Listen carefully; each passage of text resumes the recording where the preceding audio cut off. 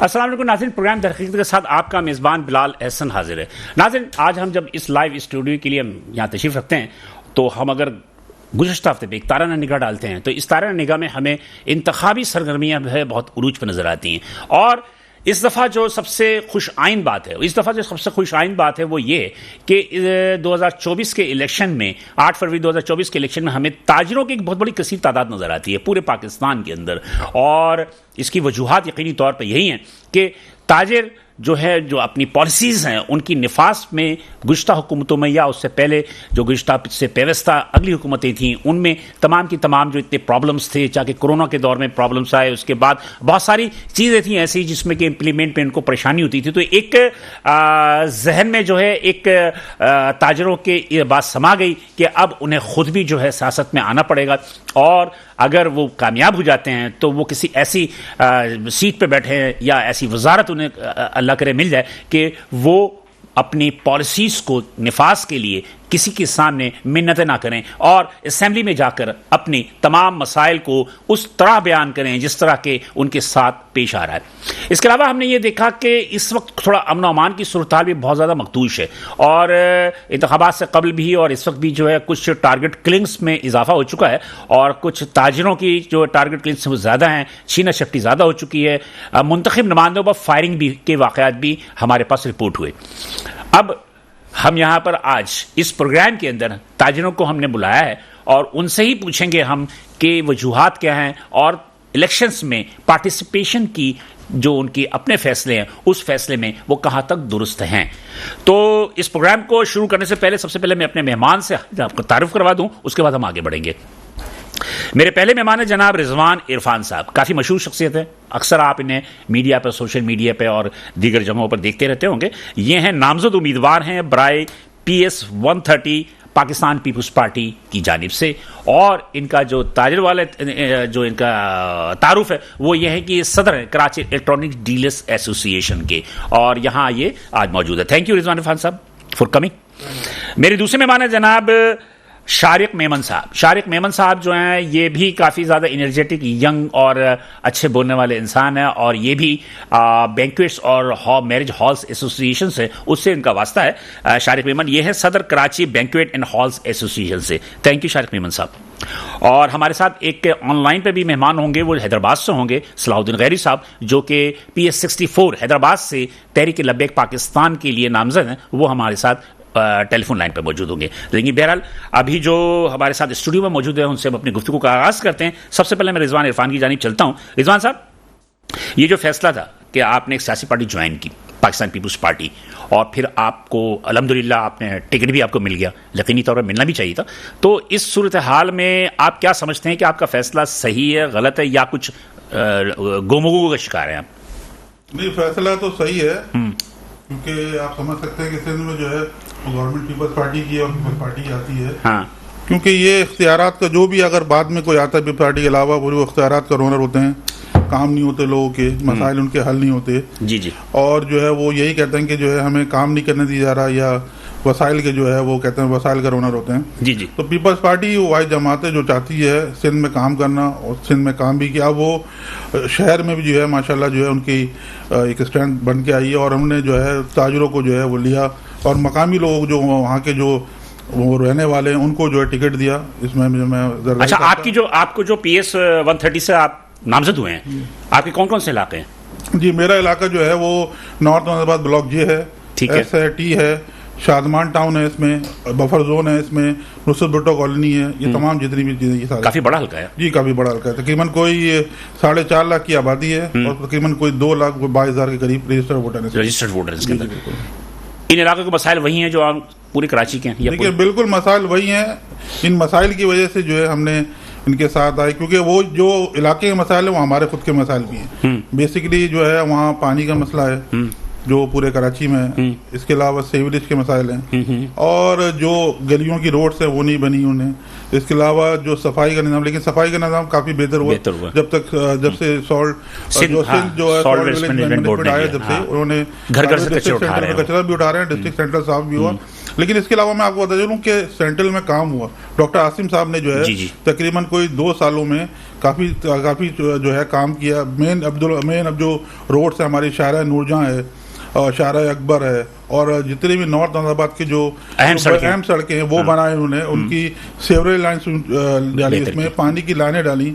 इसके अलावा तकरीबन आप समझ सकते हैं कि जो है वो जो नाले थे जो तकरीबन कोई 35 से 40 साल डिस्ट्रिक्ट सेंट्रल में काफी उन्होंने काम किया, तकरीबन 19 अरब रुपए का उन्होंने काम किया, और वो क्या काम चल रहा है अभी तक। और ये सिर्फ डॉक्टर साहब ने और सिंध गवर्नमेंट ने मिलकर जो है ये काम किया, और अल्लाह का शुक्र है लोग देखते हैं, हम खुद नहीं कहते, ये उनकी कारकर्दगी है कि उन्होंने काम किया और लोगों की खिदमत की। उस खिदमत के जज्बे के तहत जो हम जो है वो आए, क्योंकि इलाके में कभी भी जो है, मेरी पैदाइश नॉर्थ अहमदाबाद की है, कभी ऐसे काम नहीं हुए जो अब काम हुए हैं। तो हमारी कोशिश ये रहेगी कि जो मसले मसाइल हैं, मतलब इससे आप मुतासिर होकर आपने पाकिस्तान पीपल्स पार्टी को मुतासिर हुए और उन्होंने काम किया और काम कराने की सलाहियत भी रखते हैं, और वो चाहते भी यही है कि लोग, मकामी लोग जो है वो आए पीपल्स पार्टी में शामिल हों और उनका साथ दें, और हम जो है इसी जद्दोजहद के साथ जो है उनके साथ शामिल हुए। अच्छा, आप क्या समझते हैं कि इस वक्त जैसे कि पाकिस्तान पीपल्स पार्टी है, वहाँ पर मुत्तहिदा कौमी मूवमेंट है, फिर जमात इस्लामी है, फिर छोटी मोटी और भी जमातें होंगी, तो आप कहाँ तक समझते हैं कि पाकिस्तान पीपल्स पार्टी की जानिब लोगों के रुझान है कि वो पाकिस्तान पीपल्स पार्टी को जो है वो टिकट दें, ताकि इसलिए पाकिस्तान पीपल्स पार्टी कराची के अंदर काफ़ी गैर मकबूल रही है? तो आप क्या समझते हैं कि क्या डॉक्टर आसिम साहब या पाकिस्तान पीपल्स पार्टी की मकामी जो क़यादत है, बिलावल भुट्टो जरदारी साहब खास तौर पे, कि उनका विजन जो है वो अच्छा विजन है कि मकामी लोगों को ले, तो आप क्या समझते हैं कि कितने चांसेस हैं कि Pakistan peoples party general election में कराची को कैप्चर कर सकती है? देखिए, मैं आपको बता रहा हूँ, हम लोग काम करने के बाद जो है वो आए हैं इस पार्टी में। जो लोग, हम कारकर्दगी पे जो है हम बात करेंगे, जो काम किया और जज्बा है उनमें काम करने का, और आप समझ सकते हैं कि वो चाहते हैं कि काम हो कराची में। एक तो उन्होंने देही, और हमें जो मेन मकसद है हमारा देही और जो शहरी है उसका जो है फर्क मिटाना है। एक जो समझता है कि लोग से बोलते हैं कि सिंध की सिर्फ पार्टी, ऐसी बात नहीं है।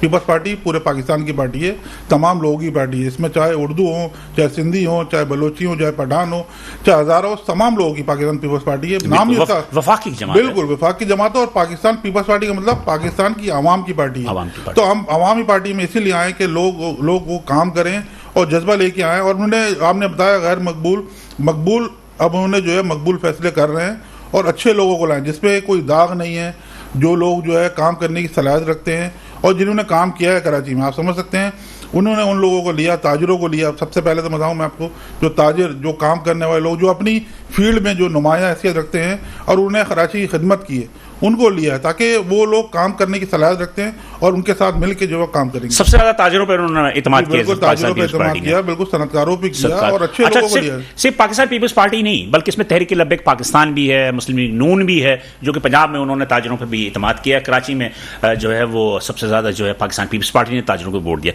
शारिक अहमद साहब, माशाल्लाह आप एक बड़े बिजनेस से, आप उनके एसोसिएशन के सदर हैं, आप क्या समझते हैं कि क्या पाकिस्तान पीपल्स पार्टी की अपनी पॉलिसीज ऐसी थी कि जिसपे कि अवाम जो है उनकी जानिब राग़िब हो?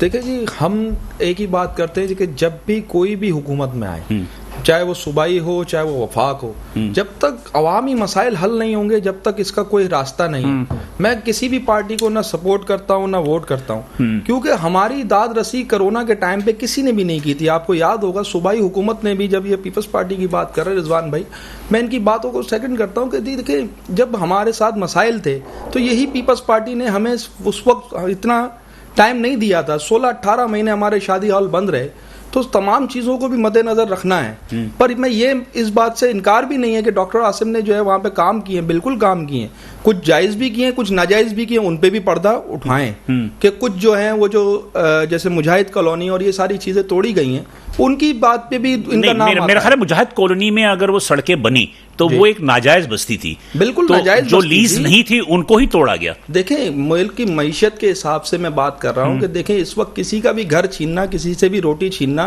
इस वक्त वो हालात नहीं है मुल्क के। अगर ये लोगों के साथ अगर ज्यादती हो जाए या कुछ हो जाए तो ये कहाँ जाएंगे? मुझे इस बात का बताएं ना, ये कहाँ जाएंगे? ये गरीब लोग कहाँ जाएंगे? इनके पास या तो आप पहले अपना मकान स्कीम देते और यहाँ से इनको मूव कर देते। ठीक है, लेकिन मेरा अपना जाती राय है कि जैसे गुजर नाला है जी, या आपके क्या कहते हैं मुजाहिद कॉलोनी होगी, या आप नमक बैंक की रोड देखें, बफर जोन से लेकर जो आगे पीपल्स कॉलोनी तो मेरा अपना जाती राय ये है कि ये वो मंसूबे हैं जो कि पहले से मास्टर प्लान में मौजूद थे, लेकिन वो तजावजात की जद में आ गए थे। बिल्कुल तो मेरा अपना जाती राय है कि तजावजात पे जो कि गैर कानूनी तौर पर लोग बस रहे हैं, उनको अगर हटाया जाए तो मेरा ख्याल में ये जायज है, गैर कानूनी काम तो नहीं। गैर कानूनी काम बिल्कुल नहीं है। बस मैंने एक ही बात कही कि देखें अपना रोजगार, अपना मकान स्कीम्स लाएं। तो जो लोग कब्जा करते हैं उनको भी तो चाहिए ना कि ये सोचें पहले कि आज यहाँ है कल को हम यहाँ से हट जाएंगे। नहीं हुई ना, 50 साल हो गए, 60 साल हो गए इनको कब्जे वालों को, 50 साल हो गए। गवर्नमेंट देखें जहां पे भी चीजें होती हैं वहां पे रेगुलाइजेशन स्कीम्स आती हैं या कोई ऐसी स्कीम आती है कि जी इनको कहीं और मूव कर दें। देखिए गवर्नमेंट का काम है कंपलसेट करना, ना कि गवर्नमेंट का काम है कि दूसरों को खत्म कर देना, निस्तो नाबूद कर देना। ये बात आप ये कहते हैं कि अगर एक हीरोइन बेच रहा है और चरस बेच रहा है तो वो भी रोजगार है ना, उसको भी तो घर चल रहा है ना उससे। तो इसका मतलब है कि हीरोइन फरोश को और चरस फरोश को ना पकड़ा जाए। सर क्यों ना पकड़ा जाए, ऐसी बात नहीं। मैं आपसे घर की बात कर रहा हूँ, किसी की भी छत, रोटी, कपड़ा, मकान ना, रोजगार से सबके वहां पर दुकान भी थे, वहां होटल भी थे, दूसरी चीजें भी थी, रोजगार भी कर रहे थे। लेकिन बहरहाल ये एक बड़ी मुतनाज़ा गुफ्तगू है। आप क्या समझते हैं कि अगर ताजिर असेंबली में पहुंचते हैं, ताजरों के आने से बहुत खुशाइन चीजें होंगी। जो चीज हम ऐवानों तक अब तक नहीं पहुंचा पाए वो अब ऐवानों की आवाज बनेगी। रिजवान भाई के जितने भी देखें मसाइल हैं, ये भी इलेक्ट्रॉनिक मार्केट्स में बैठते हैं, इनको तमाम चीजों का आइडिया है। तो ये जितनी भी ये अपने आवान में जब जाके आवाज उठाएंगे तो अल्लाह का इंशाल्लाह ये मसाइल हल होंगे। मतलब आप अप्रिशिएट करते हैं कि मैं अप्रिशिएट करता हूं ताजिरों को कि वो किसी भी पार्टी से इलेक्शंस में आए और अल्लाह करे ये कामयाब भी हो जाए। क्योंकि देखें जब ताजिर लोकल जो मसाइल्स है ना उससे ताजिर आगाह है, ना कि जो ऐवानों में पिछली हुकूमतों में आपने देखा है कि जिनको पता ही नहीं है, उनकी यहाँ इलाके में रहते नहीं है, इलाके को पता ही कुछ नहीं है, वो यहाँ से इलेक्शंस में लड़के और कामयाब हुए हैं जी, और अच्छे खासे वोटों से कामयाब हुए हैं। अगर रिजवान भाई या जो भी पीपल्स पार्टी में या MQM में या मुस्लिम लीग नून में कहीं से भी कोई भी ताजिर गया है और वो इलेक्शंस में कामयाब हो जाता है और अपने मसाइल हल करवा सकता है, ऐवानों तक अपनी बात पहुंचा सकता है, तो मैं इस बात की अप्रिशिएट करूंगा। अच्छा रिजवान भाई, आपके अपने हलके में कुछ जो ऐसी आबादियां भी हैं जिनमें कि माजी के अंदर जो है काफ़ी से ज़्यादा क्लैश भी रहा, तो इस वक्त क्या सूरत हाल है? और वो जो आपके मुखालफीन हैं, उन मुखालफीन भी इस बात पे राजी हैं कि अगर ताजिर अगर आता है तो मसाइल तो आप ज़्यादा बेहतर समझते हैं, आप क्या समझते हैं कि जब अगर आप मुंतखब हो गए और अल्लाह ताला करे कि आपको वजारत भी मिल जाए, पहला काम क्या करेंगे? देखिए जहाँ तक शारिक भाई ने पहले बताया मुझे कि गुजर नाले की बात की उन्होंने, गुजर नाले से जो लोगों को हटाया उनको पैसे भी दे रहे हैं, डीसी जो है हाँ डीसी जो है डीसी ने उसको जो है वो चेक भी किया है और उन लोगों को जो है वो सब्सिट्यूट जगह भी दे रहे हैं और चेक भी दे रहे हैं। जी जी। जहाँ तक कि दूसरे कारोबार की बात कर रहे हैं, इनकी बात सही है, कारोबार जो है करना सबको हक है, कारोबार को उसको ख़त्म नहीं करना चाहिए, उसके लिए बैठ के जो है उसके मसाइल हल करना। जो अगर रेगुलाइजेशन का सिलसिला है उनको होना चाहिए, लेकिन उसके बाद लेकिन ये हुआ था कि नासिर शाह साहब जो है एक कमेटी बनी थी, उन्होंने फिर जो है वो बैठ के इस मसले को हल किया था। कोरोना की बात नहीं, उससे पहले जो बता रहे हैं ये गुजर नाला वगैरह, गुजर नाला के अलावा जो हॉल्स का मसला वो थे, जो लोगों के जो है इस पर भी थोड़ा सा बताया ना कि आप ये देखें ना कि वाटर पंप पे खास तौर पे और आपका आयशा मंजिल पे जो कि हॉल्स टूटे, तो वो टूटे विदाउट मतलब ये कि इंफॉर्मेशन के, यानी कि उनको इन लोगों को इत्मीनान नहीं लिए बिना, तो वो क्यों हुआ है? देखिए वो बेसिकली वो कमर्शियल नहीं थे और वो रोड पे बने हुए थे, घर रेजिडेंशियल पे बने हुए थे और उसमें सर्विस रोड नहीं थी, उसके हिसाब से जो है वो मसले थे, रोड्स के भी थे और वो तोड़े गए। लेकिन उस पर एक बैठ के उस मसले को हल होना चाहिए था, लेकिन उसके बाद फिर बैठे नासिर शाह साहब बैठे और डॉक्टर साहब ने भी जो है कमेटी बनाई और जो है उसको फिर वो रोक दिया गया और इंशाल्लाह जो है किस पीपल्स पार्टी जो टूट गया उनका क्या होगा? देखिए वो इंशाल्लाह वो भी बैठ के मसला हल करेंगे। कारोबार करना, पीपल्स पार्टी जो है वो कारोबार छीनती नहीं है, कारोबार देती है। रोटी कपड़ा मकान की बात करती है, रोटी कपड़ा मकान बिल्कुल देगी। तो आप इस बात पे हवाले पे आप आवाज उठाएंगे? बिल्कुल आवाज उठाएंगे, जिसका जो जायज मसला है, क्योंकि ये हमारे कारोबारी भाई हैं और हम भी इसीलिए जा रहे हैं कि अपने जो कारोबारी लोगों के मसाइल हैं वो हल हो सके, जो उनके जायज़ मसाइल हैं उनको हम दूर कर सके। और जहाँ तक कि आपने बात की जो इलाके के मसाइल जो हैं, इलाके के मसाइल जो है मैंने आपको बताया सबसे खास तौर पर जो बनारस कॉलोनी का साथ ही लगता है ना आपका भी हल्का? नहीं, मेरा बनारस नहीं लगता, मेरा जो है वो तकरीबन कोई शिपौना कॉलेज के बाद से तकरीबन मतलब अटैच है ना वो इलाका, सरहदी इलाका। देखिए बहुत सी जो कच्ची आबादियाँ जो है ना वो वहाँ बड़ा काम करना बाकी है, उनको जो है उनको जो एहसास महरूमी है वो दूर करना है, उनको जो है पानी पहुंचाना है, उनको जो है सफाई का निज़ाम देखना है, उनके सीवरेज के निज़ाम बहुत ख़राब है।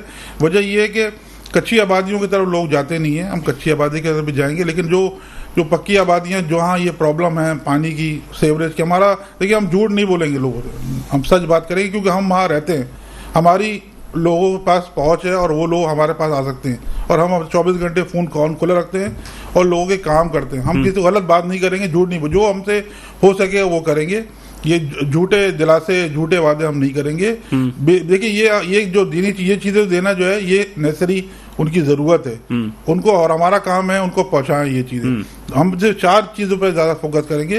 बेसिकली जो मैंने बताया आपको, पानी के जो मसला है, सबसे बड़ा मसला जो है अमन अमान का भी मसला बहुत बड़ा है। बिल्कुल अमन अमान का बिल्कुल होगा, बिल्कुल है अभी भी, लेकिन अल्लाह का शुक्र है वो हालात नहीं जो 2013 और 2012 में थे। अब अल्लाह का शुक्र है बहुत बेहतर है, क्योंकि कराची बड़ा शहर है, क्राइम तो होते हैं, ऐसी बात नहीं, क्राइम खत्म नहीं हो सकते, क्राइम कम किया सकते हैं, कम किया सकते हैं, और लाजमी सी बात है। और उस सिलसिले में जो है सिंध गवर्नमेंट जो है वो काम भी कर रही है, और रेंजर्स जो है हमारी बड़ी कुर्बानी है, पुलिस की कुर्बानियां हैं, और वो काम कर रही है इस सिलसिले में। जी नाज़रीन, ये गुफ्तगू सिलसिला जारी है। आप हमारे ये जो ताजरान आज यहाँ मौजूद हैं अपने मतलब कि मुस्तकबिल के मंसूबों की बात भी कर रहे हैं और अपने तहफ़्फ़ुज़ात का भी इज़हार कर रहे हैं। गुफ्तगू का सिलसिला जारी है, साथ रहिएगा, हम मज़ीद गुफ्तगू आगे भी मुख्तलिफ क्वेश्चंस के हवाले से करेंगे।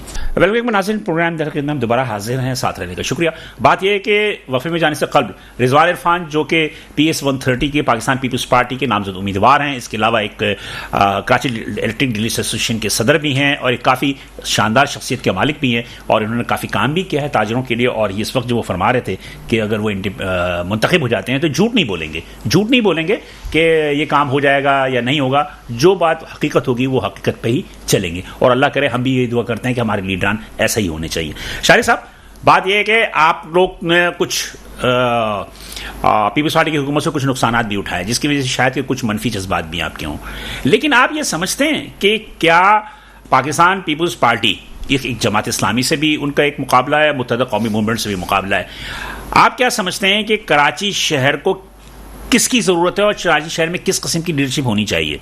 देखें, मैं एक बात फिर कहूँगा कि चाहे जमात आए, चाहे MKM आए या पीपल्स पार्टी आए, हमारे मसाइल हल करने वाले आए।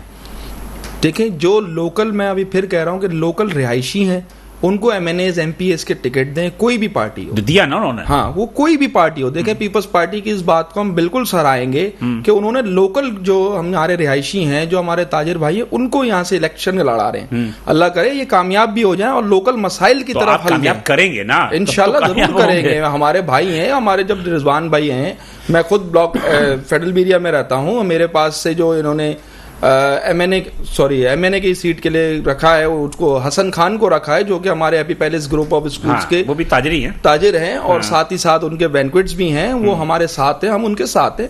मेरा मसला सिर्फ एक है, देखिए ये लोग वादे करके जो है ना मुकरे नहीं, जो वादे किए जाते हैं वो पूरे करें, बस इतनी सी बात मैं कहता हूं कि जो वादा किया है वो निभाओ आगे यहाँ पे, ताकि आप लोगों को वोट्स भी बढ़ते हैं, तो आइंदा के लिए जो है हम आप लोगों के साथ दें, ना कि आपके मुखालिफ हो जाएं। अच्छा, एक बात और भी है, मकामी अगर पीपल्स पार्टी मतलब कि किसी भी जमात का नुमाइंदा खड़ा होता है तो वो झूठ बोल नहीं सकता, इसलिए वादे से मुकर नहीं सकता कि इसलिए अगर उसकी मुद्दत खत्म भी हो जाती है तो उसने रहना तो उसी इलाके के अंदर है ना, ऐसे ही है, तो उसने रहना उधर ही रहना है ना। हम इसीलिए पीपल्स पार्टी के ऊपर ये एतमाद कर सकते हैं कि देखें, जो इन्होंने वहां से इलेक्शंस लड़ाए हैं वो हमारे मकामी बंदे हैं, गैर मकामियों से हम इज्तनाब करेंगे, जो भी पार्टी हो गैर मकामी को ना लगाएं, अपने MPs MNAs की टिकट के सौदे ना करें, ताजिरों को आगे लाएं, ताजिरों के मसाइल को आगे लाएं। तो ताजिरों के मसाइल में सबसे बड़ा हल तो ये है कि आपका कि अभी जैसे रिजवान इरफान साहब से भी बात हो रही थी ऑफ द रिकॉर्ड के कुछ चीज़ें जो हैं खुद तस्लीम कर रहे हैं, ये बड़ी बात है, खुद तस्लीम कर रहे हैं कि कुछ चीज़ों को रेगुलाइजेशन होनी चाहिए, बिल्कुल होती। और मेरा कहने मकसद है कि सबसे बड़ी बुनियादी चीज़ ये है कि एक बंदा जो है वो अच्छे और बुरे को समझ रहा है। तो मैं समझता हूँ कि अगर कुछ चीज़ें थी तो क्या आप लोगों की तरफ से भी बहुत सारी चीज़ें गलती थी क्या, जिसका कि खुमियाजा भुगतना पड़ा? बिल्कुल, देखें, मैं इस बात से कभी डिनाई नहीं करता कि शादी हॉलों के मसाइल नहीं है। देखिए, शादी हॉल वाले जो है कुछ टाइम के लिए ट्रैफिक बंद करते हैं, मेरा लफ्ज़ याद रखिए, कुछ टाइम के लिए। अगर देखें बिजनेस आवर्स जो है ना वो सुबह 8 to 5 है, 8 to 8 है। इसके बाद अगर 9 से 11 2 घंटे कोई ट्रैफिक पूरा बंद कर देता है या ट्रैफिक के हर्डल्स आते हैं तो वहां पे हमें ट्रैफिक पुलिस फराम नहीं की जाती। हम डिफरेंट टाइम्स लेटर्स दे चुके हैं एसओस को कि जी हमें नफरी दी जाए। वहां से रिप्लाई ये आता है कि जी ट्रैफिक पुलिस का काम है 11 बजे तक, 11 बजे के बाद जो है वो ट्रैफिक पुलिस ऑफ कर जाती है अपनी ड्यूटीज को। भाई अगर हमारा टाइम ही वो 11 बजे का मेन पीक है तो वो कैसे उसको जा सकते मुझे मौजूद के साथ मुझे हंसने दीजिए थोड़ा सा। जी हंसे, मुझे हंसने दीजिए, इसलिए मेरी हंसी बहुत आ रही है। नाज़रीन, बात यह है कि मेरे शारिक भाई बतवान रहे हैं कि 11 बजे ट्रैफिक वालों की ड्यूटियां खत्म हो जाती है, वो चले जाते हैं, ठीक है।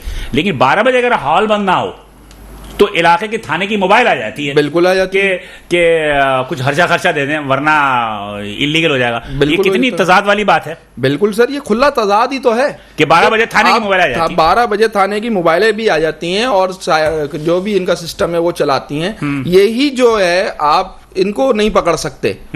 ये जो इलाकाई मोबाइल है ये अपने थानों में अपने जराइम को कंट्रोल नहीं कर सकते। इनको वहां का नहीं पता कहां जराइम हो रहे हैं। इनको ये पता आज यार इस हॉल में पार्टी है, इस हॉल में पार्टी नहीं है। मतलब कि सार्जेंट जो ट्रैफिक वाले हैं, ट्रैफिक वाले भी शायद इसलिए छुट्टी कर जाते हैं कि हमारे दूसरे भाइयों को मौका मिले। बिल्कुल ऐसे ही है ना। देखें हम तो बार बार ये सिटी वार्डन्स को भी दरखास्त दे चुके हैं, एसओस को भी दरखास्त दे चुके हैं कि जी इन इलाकों में ये ट्रैफिक के मसाइल हैं ताकि आप हमें ट्रैफिक पुलिस दें। हम ट्रैफिक कंट्रोल बिल्कुल करेंगे और करेंगे भी। इसके साथ मुझे एक बात ये बताएंगे, अगर हम किसी से देखें रोकते हैं उसको गाड़ी लगाने से कि सर यहाँ डबल पार्किंग ना करें, यहाँ ऐसे ना करें, वो हमारे साथ लड़ जाता है। हमारे चौकीदार की जो है वो इलिटरेट आदमी होता है, उस बेचारे की क्या औकात हो जाती है उस वक्त। तो आप लोगों के पास माशाल्लाह इतने ज्यादा इख्तियारात हैं कि आप आईजी डीआईजी तक चले जाएं। सर कोई फोन तो उठाए, यहाँ एसएचओ को फोन उठाने के लिए 10 मिनट दे चाहिए होते हैं। इलाके के डीसी साहब से बात करें। सर नहीं करते ना। डीसी साहब ने लास्ट टाइम मुझे अच्छी तरह याद है 1 साल पहले एसओ को ये अहकामात दिए थे कि जी इनसे आप जो है इनको कम से कम 10 सिपाही दें ताकि यहाँ पे ट्रैफिक का मसला हल हो जाए। उन्होंने नहीं दिए, इसलिए आपने उनकी खिदमत नहीं की हुई ना। सर यही तो बात है ना, खिदमत करने तो करवाते नहीं करो भाई। सर खिदमत हम कर देंगे पर जवाब ये है कि वो ओन तो करें इसको कि हाँ जी हम आएंगे। एक दिन आए 2 दिन छुट्टी, फिर 1 दिन आए फिर 2 दिन छुट्टी। तो भाई पहले दिन जब आए तो आपने उनकी खिदमत नहीं की ना उनको आपने आसरा दिलाया कि चलो जी आज गलती हो गई, हम अगले दिन आपकी खिदमत कर देंगे। सर खिदमत देखें, मैं ये भी बताएं कि खिदमत देखें क्यों करूं, मुझे बताएं उनको तनख्वाह नहीं मिलती क्या? मेरी बात सुने, बात ये है कि एक हमारा सिस्टम है और मैं सिस्टम तो करप्ट है हमारा। सिस्टम से ये भी परेशान होंगे। सिस्टम तो पूरा खराब है, आवे का आवा बिगड़ा हुआ है ना। लेकिन बात वही होती है कि आप क्या समझते हैं कि क्या हमारे यहाँ जो शहरों में इंतखाबात होते हैं, अब टाउन में एक दूसरी जमात के चेयरमैन से सारे, अब एमपी एमएनए जो है वो किसी और जमात के आ जाएंगे, तो क्या इससे क्लैश नहीं होगा? सर क्लैश इस वक्त भी हो रहा है। केएमसी कोई और ओन करता है, डीएमसी कोई और ओन करता है, हमारे यहाँ पे जो डीसीज हैं वो किसी और पार्टी से बिलोंग करते हैं, तो ये आपस में एक दूसरे से काम कैसे कराएंगे मुझे बताएं ना। मैं एक जिला बस्ती की बात कर रहा हूँ इस वक्त, डीएमसी की। अब वहाँ पे जो है इनका जो लोकल टाउन चेयरमैन है वो जमात इस्लामी का है, जी जी। एडमिनिस्ट्रेटर जो है वो पीपल्स पार्टी का है, जो लड़के काम कर रहे हैं वो मुत्तहदा के हैं, वो कैसे आपस में एक हो सकते हैं? डीसी पीपल्स पार्टी का है, डीसी पीपल्स पार्टी का है, वो कैसे आपस में एक हो सकते हैं? वो बात अपनी जगह अलग दुरुस्त है, लेकिन बात वही होती है ना कि आप एक मकामी है, आप ये समझते हैं कि मकामी अगर आपका एमपीए होता है, एमएनए होता है, या जो भी एडमिनिस्ट्रेटर है वो भी मकामी है, सिर्फ एक डीसी को छोड़कर, डीसी गैर मकामी है। तो बात ये होती है कि जब मकामी सारे होते हैं तो उनको अपने प्रोग्राम के लिए एक दूसरे से ताउन करना चाहिए। तो ताजिर कितना ताउन करता है? सर ताजिर तो हर जगह से पिस रहा है ना। किसी का भी फोन आ जाता है, उसको फोन उठा के कहता है भाई आपकी ये वाली बुकिंग में 20,000 कम मिलेंगे। अच्छा सर आप भेज दीजिए। अच्छा जी आपका कोई एसएचओ फोन कर देता है, जी आपको 10,000 कम मिलेंगे। अच्छा वो बता दिया कि आइंदा मुझे भी जरूरत पड़ी तो मैं डीसी से या एसएचओ से। सर आप तो डायरेक्ट कॉल करके डिस्काउंट ले सकते हैं। अब मुझे ये बताया ना इस सिस्टम कितना करप्ट है। जब हमें जरूरत है इन चीजों की, इन मामलात की, तो हमारी कोई दादरसी नहीं होती, उल्टा हमें दबाया जाता है ब्यूटिफिकेशंस के नाम पे, दूसरे नाम पे। भाई ब्यूटिफिकेशन ताजिर क्यों करेगा अपने एरिया की? आप वहां से फंड नहीं ले रहे, आप वहां से इलेक्टेड नुमाइंदे हैं, आपका काम है ये करना। ठीक है हम अपनी गुड फेथ पे अपना काम करा के दे देते हैं, पर देखें उसको ओन तो आप कर रहे हैं ना। ठीक कह रहे हैं, लेकिन बात ये है कि कुछ गलतियां हैं आप लोगों की भी। गलतियां तो देखें हर इंसान में, मैं 100% अपने आप को सही कैसे कह सकता हूं? मेरी गलतियां ये हैं कि जब भी ट्रैफिक हर्डल्स आते हैं उसमें हमारे जो हॉल मालकान है उनको भी चाहिए कि यहाँ पे फायरिंग के वाकयात, अपने आतिशबाजी के वाकयात, इन तमाम चीजों को खुद भी हैंडल करें। ट्राई करें। हाँ जी जी जी।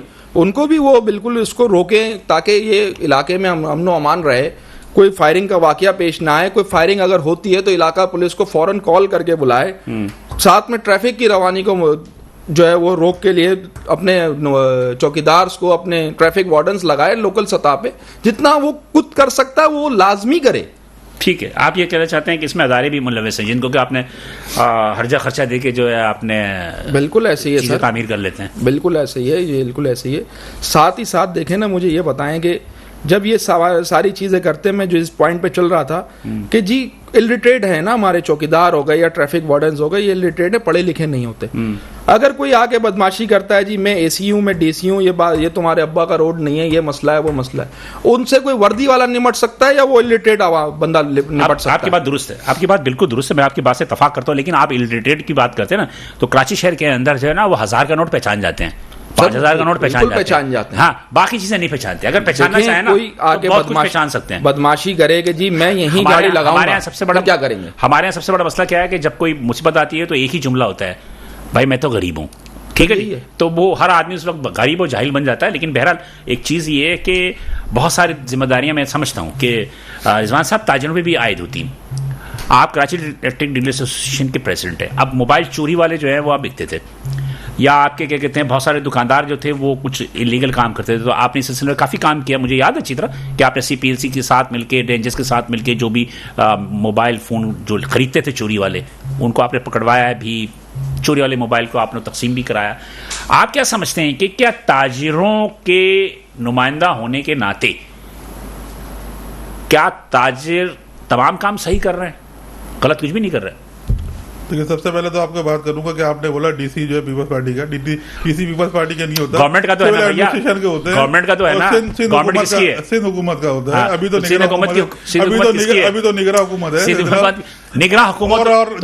और जहां तक आपने बात की, इन्होंने बताया कि 12 बजे के बाद जो पुलिस आ जाती है, क्योंकि 12 बजे हम बंद करेंगे तो फिर पुलिस आएगी, हम 11 बजे बंद करेंगे तो पुलिस नहीं आएगी, क्योंकि हमको पहले खुद सही होना था। देखिए, पहले जब कोरोना था या जो पाबंदियां थी तो 10 बजे बंद हो जाते थे, 10 बजे बंद हो जाते थे। हमने अभी तक अपने आप को चेंज नहीं किया। पहले आया कि मार्केटें जल्दी बंद होनी चाहिए, हमने एक मरतबा 9 बजे मार्केट हमने बंद की खुद अपनी तहत, लेकिन उसके बावजूद हम लोग जो है वो चेंज नहीं हुए। फिर गवर्नमेंट ने कहा कि 8 बजे बंद होनी चाहिए, फिर उसके बाद जो है वो नहीं चाहिए। ये देखिए, ये शादी की ब्याह के तरीके बाद पंजाब में भी 10 बजे खत्म हो जाता है, जो कराची में क्यों नहीं हो सकता? कराची में भी हो सकता है। हमें अपने टाइमिंग, अपने जो है, या दोपहर की शादी का रिवाज डालना चाहिए। नहीं, दोपहर में होती है, अब संडे के दिन जो है दोपहर में हो रही है, बिल्कुल हो रही है। और जहां तक आपने बात की जो SOP, ये जो हमारे मोबाइल के सिलसिले में, मैं आपको बता दूं, सन 2016 से अभी तक हमने कोई 22 करोड़ मालियत के मोबाइल रिकवर किए हैं, कुछ कराची पुलिस और CPLC के ताउन से। बिल्कुल, सन 2016 से हम ये काम कर रहे हैं। ये SOP हमने, CPLC ने और कराची पुलिस ने मिल के बनाई कि कोई भी अगर मोबाइल बेचने आता है, चाहे वो डिब्बा पैक है, चाहे वो यूज हो, वो शनाख्ती कार्ड की कॉपी देगा कराची की, और CPL से हम वेरीफाई कराएंगे। इसमें हमने बहुत से गैंग भी पकड़े, जो डकैत थे उनको भी पकड़ के दिया मुतालिका थानों में। लेकिन मोबाइल छीनने के वाक़यात कम नहीं होते। देखिए, मोबाइल छीनने के वाक़यात इसलिए कम नहीं होते कि बहुत से लोग FIR कटाते नहीं है। FIR कटाएंगे तो पुलिस काटेगी, तो काटेंगे ना? नहीं, बिल्कुल नहीं कटाते, बिल्कुल। असल में बहुत से लोग तो काटते ही नहीं है। देखिए, मैं आपको बताया ना, बहुत से पुलिस FIR जाके कटाते नहीं है थानों में। और जो कहते हैं थाना कचहरी हम नहीं करेंगे। मैं ये आपको जो बता रहा हूँ, ये CPLC, ये सिर्फ उन्होंने कॉल की है कि अगर आपका मोबाइल छिनता या चोरी होता है तो आप CPLC में कॉल कर देते हैं, हम उससे चेक करते हैं, वहाँ एक डेटाबेस है। मैं यहाँ पे थोड़ा सा आपकी बात को, CPLC में कॉल करते हैं ना, तो CPLC वाले कहते हैं FIR कटवाएं। नहीं, मैं आपको, और पुलिस जो FIR काटती नहीं है। नहीं, CPLC में आपको जो बता रहा हूँ, जो हमने रिकवर की है ना, जो सिर्फ उन्होंने FIR नहीं कटाई है, वो सिर्फ कॉल करके उन्होंने कंप्लेन लिखाई है, अपना IMEI नंबर बताया, उन्हें सारे मॉडल बताया, उसका कलर बताया, तो उसके बाद जो कंप्लेन में रजिस्टर्ड होगी वो, उनको FIR कराने की जरूरत नहीं है। वो हम चेक करते हैं CPLC, जब भी कोई बिकने आता है तो हम चेक करते हैं, तो वो मोबाइल रिकवर करते हैं। और मैंने आपको बताया ना, और ये कंटिन्यू चल रहा है सिलसिला। और आपने जो बताया मोबाइल छीनते, असल में वजह ये है, मोबाइल यहाँ से बाहर जा रहे हैं, अफगानिस्तान जा रहे हैं, ईरान जा रहे हैं। बहुत से मोबाइल की लोकेशन जो है वो अफगानिस्तान में आती है, ईरान में आती है। जो iPhone जिसे कहते हैं आप, वो ज़्यादातर बहुत से फ़ोन जा रहे हैं बाहर। आप उसको रोकना चाहिए, जो यहाँ से जो मोबाइल लेके जा रहे हैं उनको रोकें। इसके अलावा ये जो आबादी कच्ची आबादियां हैं, बहुत सी कच्ची आबादियां हैं। एसओपी जो है उस पर अमल दरामद होने चाहिए तमाम पूरे कराची में, कराची में बल्कि सिंध में होना चाहिए, पूरे सिंध में जो है वो एसओपी अमल दरामद होगा तो ये क्राइम भी कम होंगे और काफ़ी इसमें बेहतरी आएगी। लेकिन अल्लाह का शुक्र है हमने अपने जो मार्केटें हैं, जो मार्केटों में जो लोग हैं उनको सख्ती से भी पाबंदी किया। अगर कोई इस तरह का कार्रवाई करता है तो उसकी बाकायदा पुलिस में FIR भी करती है और उसको जो है गिरफ्तार भी किया जाता है। हम चाहते ही हैं कि मार्केट में जो है ऐसा कोई काम ना हो, ऐसे हालात नहीं हो, क्योंकि देखिए किसी मोबाइल आपका भी छिना होगा, कभी मेरा भी छिना है, छिना होगा बिल्कुल, लेकिन भाई जो इसका चिंता है ऑन शूटिंग छिने हैं बिल्कुल, और छिना होगा। देखिए वजह यही है जिसका मोबाइल छिनता है उसको तकलीफ होती है, उसमें जो नंबर्स होते हैं उसमें जो चले आप तो नहीं होता है, इसलिए कि आप तो अक्सर जो वो मोबाइल नंबर है वो गूगल में भेज देते हैं, तो इसलिए गूगल की वजह से बहुत सारे सेफ हो गया है, वो सबसे सेफ हो गया। लेकिन बात वही होती है कि अगर ये मोबाइल बिकते नहीं है तो लाजमी बात है छीनते तभी तो है ना जब वो बिक रहे हैं। खैर बहरहाल, अगर आपको मौका मिले हुकूमत में आने का, अल्लाह करे आप आए, तो आप वजीर तजारत लेंगे या वज़ारत पैदावार? सर मैं तो कोई नहीं लूंगा, मैं तो कोई वजारत की शौक नहीं है मुझे। हाँ। मुझे इज्जत का शौक है, खिदमत करने का शौक है, ठीक है, लोगों के मसाइल कर सुनने का शौक है, उनके मसाइल हल करने का शौक है। मुझे कोई वजारत की जरूरत नहीं है, अल्लाह ने बड़ा इज्जत दी है, हमें इज्जत के भूखे हम लोग, वजारत के और पैसे के भूखे नहीं है। अल्लाह का शुक्र है हमारे वालिद साहब ने भी जो है जाम शहादत नोश किया, और पहले जो पहले मोहम्मद इरफान साहब वो शहीद हुए और बहादुर आदमी थे, इंसान तमगा शुजात उनको मिला, पहले ताजिर थे, और हमेशा जो है आवाज उठाई सच के लिए, और हमेशा जो है लोगों के मसाइल की तरफ बिल्कुल। तो हमारा मकसद सिर्फ यही है कि उनका नाम रोशन करना, उन्हीं के जो नक्शे कदम पे चलना, उनके जो लोगों के मसाइल जो जायज मसाइल हैं, परेशानियां हैं, वो हल करना, उसी में हम जो लगे। जी नाज़रीन, यहाँ पे छोटा सा ब्रेक लेंगे, ब्रेक के बाद हम आएंगे तो फिर शारिक मेमन साहब से जरा गुफ्तगू करेंगे, साथ रहिएगा। वेलकम बैक नाज़रीन, प्रोग्राम तरीके में दोबारा हाजिर हैं, और प्रोग्राम जब हम ये कर रहे हैं तो यकीनी तौर पे जो हमारे जो नामजद उम्मीदवार बराए 130 के पाकिस्तान पीपल्स पार्टी के रिजवान इरफान साहब की गुफ्तगू आप सुन रहे हैं, और यकीनी तौर पे एक बंदा और क्या कह सकता है, बंदा यही कह सकता है कि अगर वो मुंतखब हुआ तो यकीनी तौर पे जो है हम अच्छी काम करने की कोशिश करेंगे। ठीक है, मेरे साथ इस वक्त कॉल पे मौजूद हैं जनाब सलाउद्दीन गौरी साहब, जो कि PS 64 हैदराबाद से अंजुमन ताजरान सिंध के सदर हैं, हैदराबाद डिवीजन के सलाउद्दीन गौरी वो मौजूद हैं। हम जरा उनसे भी बात करते हैं। अस्सलाम वालेकुम। अस्सलाम वालेकुम। सलाउद्दीन गौरी साहब, आपको मेरी आवाज सुनाई दे रही है? जी बिलाल भाई, आपकी आवाज आ रही है। क्या जलसे वगैरह कर रहे हैं जिसकी वजह से आप बड़े देर से मतलब मसरूफ थे? हमारी रैली चल रही थी, अब मैं पीछे आ गया हूँ, आप बात करें। अच्छा, क्या सूरत हाल है? तहरीक लब्बैक पाकिस्तान से आप नाज़िर उम्मीदवार हैं, ताजिर बरादरी आपकी पूरी की पूरी जो है वो सपोर्ट कर रही है, क्या सूरत हाल क्या है? अल्हम्दुलिल्लाह तहरीक लब्बैक पाकिस्तान की पूरे पाकिस्तान के अंदर बेहतरीन पोजीशन रहेगी। अगर इलेक्शन हो रहे तो इंशाअल्लाह ताला वजीर आजम तहरीक लब्बैक पाकिस्तान के साथ हुसैन रिजवी साहब होंगे इंशाअल्लाह। जी, मतलब कि अगर होंगे, क्या मतलब 8 फरवरी को तो इलेक्शन हो रहे हैं, इंशाअल्लाह हम जीतेंगे तो तहरीक लब्बैक पाकिस्तान के वजीर आजम होंगे। सिंध से कितने तहरीक लब्बैक के अपने उम्मीदवार खड़े हुए हैं? देखिए, हमारे पूरे पाकिस्तान से तहरीक लब्बैक के उम्मीदवार खड़े हैं। जिला हैदराबाद के अंदर हमारे 3 NA के लिए खड़े हुए, 6 MPA के लिए खड़े हुए हैं। ठीक है, तो आप जो तहरीक लब्बैक पाकिस्तान से जो शमूलियत अख्तियार की, तो उसकी क्या खास वजह है? आप पाकिस्तान पीपल्स पार्टी की तरफ क्यों नहीं गए? देखिए जी, ताजिरों के मसले मसाइल ना पीपल्स पार्टी ने हल कराए, ना MKM ने हल कराए। तहरीक लब्बैक पाकिस्तान के मंशूर के ऊपर हम गए। तहरीक लब्बैक पाकिस्तान ने हमें एक बहुत जबरदस्त मंशूर दिया है, जिस पर हम इंशाअल्लाह ताला अमल दरामद कराएंगे। तो क्या कराएंगे? मतलब ये कि तहरीक लब्बैक पाकिस्तान जो है वो अगर मुंतखब हो जाती है तो उनके पास इतनी सीटें होंगी कि वो प्राइम मिनिस्टर बन जाए या वजीर आला बन जाए? देखिए जी, हम सबसे दिन तख्त पे लेकर आएंगे जिन्होंने हमारे नबी की शान में गुस्ताखियां की, हम असेंबलियों में जाके इन चीजों को रोकेंगे। सबसे पहला कानून आर्टिकल 7C और 7B के ऊपर हम बात करेंगे। तो मतलब ये कि क्या करेंगे? हैदराबाद की आपके जो हल्का है वो कौन कौन सा है? मैं कौन कौन से इलाके शामिल हैं? मेरा हैदराबाद का हल्का जो है वो सिटी का है 265, और हमारा दूसरा जो हल्का है 664। उसके ऊपर बाकी जो हमारे हल्के हैं इंशाअल्लाह ताला, हम मेरे हल्के के अंदर जो वोट है 2,67,110 वोट है। जी जी। हमारे जो उम्मीदवार खड़े हुए हैं दूसरी पार्टियों के, उनको ये नहीं पता कि उनके हल्के में वोट कितने हैं, उनके हल्के में वोट कौन है, उनके हल्के में मस्जिदें कितनी है, मदरसे कितने हैं, उनके हल्के में अच्छी चीजें कितनी है, कौन कौन सी चीजें जो काम करने हैं। बस हमारे मुल्क को लूटा गया है, सिंध को बर्बाद कर दिया है। हर गली में गड्ढे हैं, पानी पीने को नहीं है, बिजली लाइट नहीं है, गैस नहीं है, और 1,000 रुपए हर घर के ऊपर गैस के ऊपर फिक्स कर दिया। तो मतलब ये कि हैदराबाद शहर की इस वक्त इतनी बुरी हालत है कि आप तस्वीर भी नहीं कर सकते। तो मतलब ये कि तहरीक लगभग पाकिस्तान का विजन क्या है, यानी कि उनके पास अपना क्या आइडिया है कि अगर आप मुंतखब हो जाते हैं तो पहला काम क्या करेंगे?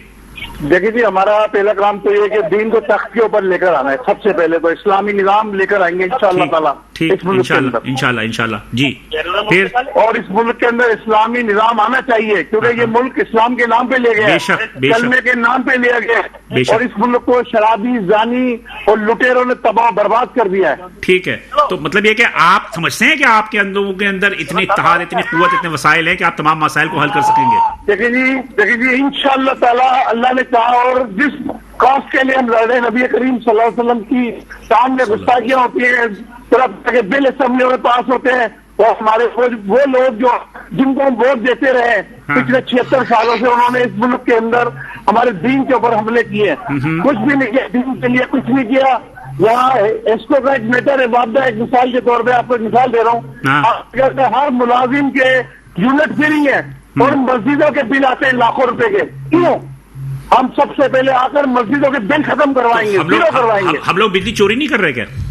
नहीं, कोई चोरी नहीं करते हैं, ये लोग खुद चोर है वापदा वाले, चोरियां करवाते हैं लोगों को। ठीक। अच्छा, मुझे एक बता दीजिए सलाउद्दीन साहब के कराची से हमारे तकरीबन ताजिर जो है पाकिस्तान पीपल्स पार्टी के प्लेटफॉर्म से शरीक हो रहे हैं, और मेरे साथ इस बार रिजवान इरफान भी मौजूद हैं जो कि पाकिस्तान पीपल्स पार्टी से नामजद उम्मीदवार हैं। तो कराची वालों ने पाकिस्तान पीपल्स पार्टी को क्यों मुंतखब किया? फिलहाल भाई हमारे ताजिर किसी भी पार्टी से खड़े हो, हमें वो नहीं है, हमें सिर्फ हमारे जो मसले मसाइल है ना, आप ताजिर ही हल कराएंगे, क्योंकि सियासतदानों ने मसले उलझाए, तो हल नहीं कराए। तो आप ये कहना, आप ये कहें कि IMF से कर्ज हमारे ताजिर नहीं लेते हैं, सियासतदान लेते हैं, मखलूक वाला ताजिर होता है। अच्छा, जो ताजिर जो मुख्तलिफ जमातों से लड़ रहे हैं, आप उनको अप्रिशिएट करते हैं कि उनको लड़ना चाहिए? जी बिल्कुल अप्रिशिएट करते हैं, ताजिरों को लड़ना चाहिए, हम अपने हकूक के लिए लड़ रहे हैं। ठीक है जी, थैंक यू।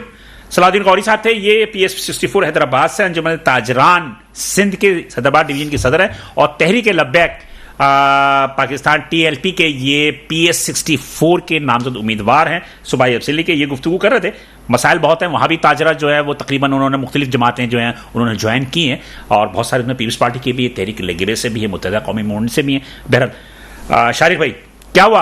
आग लगी सुना अभी आप प्रोग्राम कर रहे हैं, मेरे ख्याल बता रहे थे कहीं आग लगी। वाटर पंप पे एक शादी हॉल है, उसमें कोई आग लगने की इतलात है, मैं लाइन पे दूंगा। कोई जानी नुकसान तो नहीं हुआ? जानी नुकसान कोई अल्हम्दुलिल्लाह अभी तक कोई इतलात नहीं। पार्टी जारी थी? पार्टी जारी थी, अभी दूसरे बैंक्वेट में। वजह क्या होती है?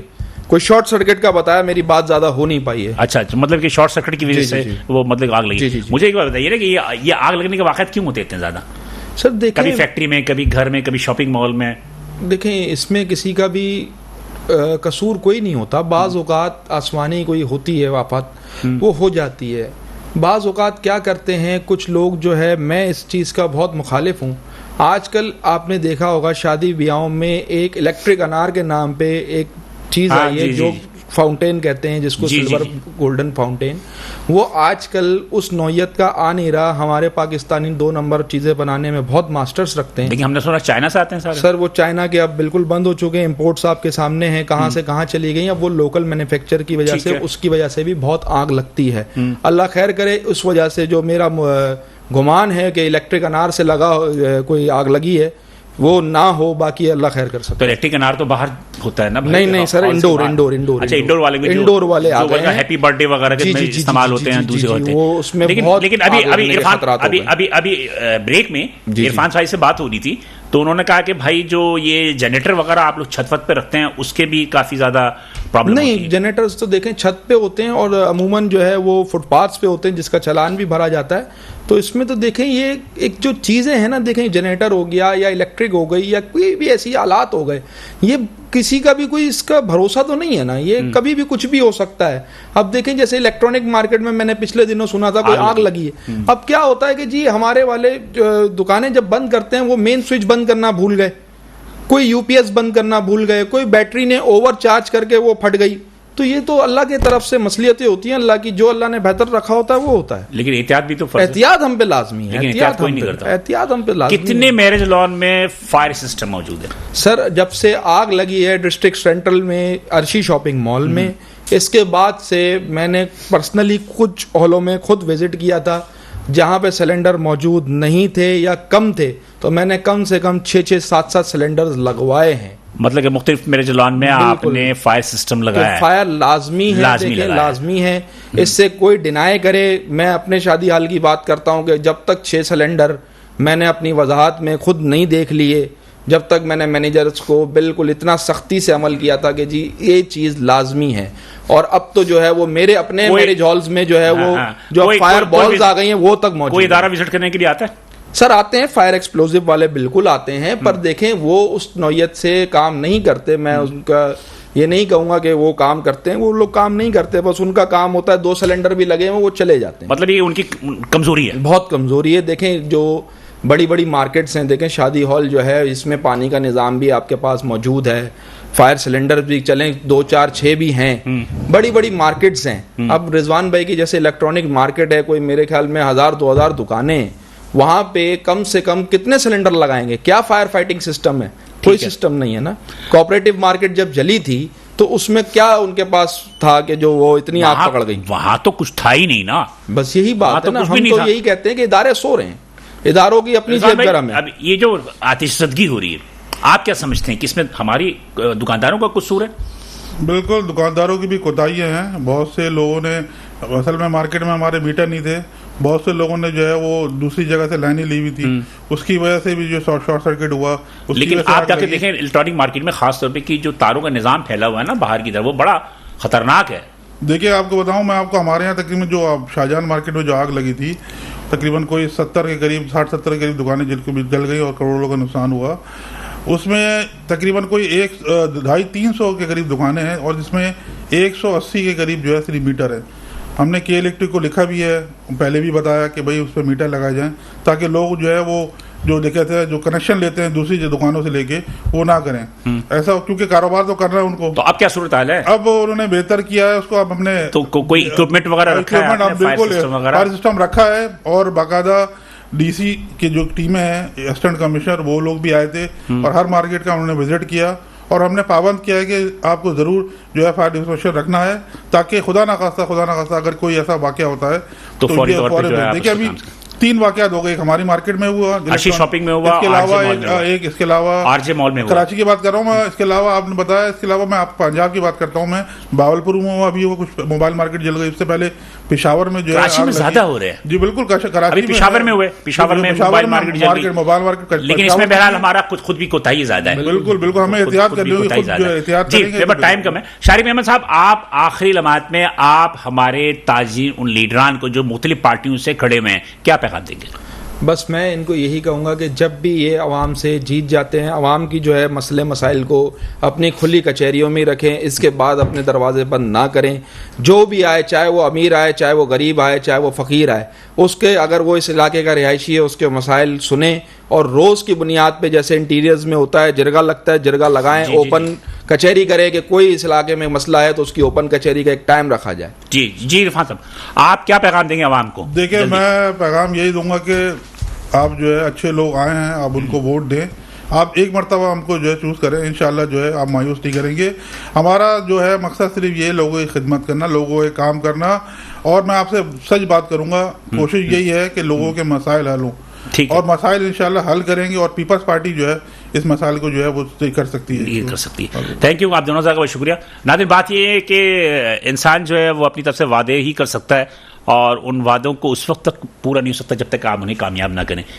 रिजवान इरफान साहब को कामयाब कीजिए, ताजन के एक बहुत ही नौजवान, मुंतखब और बेइंतहा एनर्जेटिक किस्म के बंदे हैं, तो यकीनी तौर पर हमारी भी दुआ है कि रिजवान इरफान साहब, इसके अलावा वो ताजन जो कि मुख्तलिफ जमात से खड़े हैं वो कामयाब हों। बिलाल हसन को इजाज़त दी, इंशाल्लाह अगले हफ्ते इसी दिन इसी वक्त आपसे दोबारा मुलाकात होगी। उस वक्त अल्लाह हाफ़िज़।